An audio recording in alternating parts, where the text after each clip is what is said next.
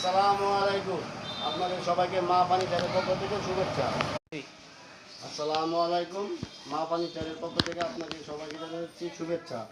এই যে আকাশি কাঠের সোফা তৈরি হচ্ছে মিনিস্টার, একদম পিওর আকাশি বানিশ করা হচ্ছে। এই যে দেখেন, এই যে বানিশ তৈরি হচ্ছে, এখনো ফিনিশিং দেওয়া হয় নাই।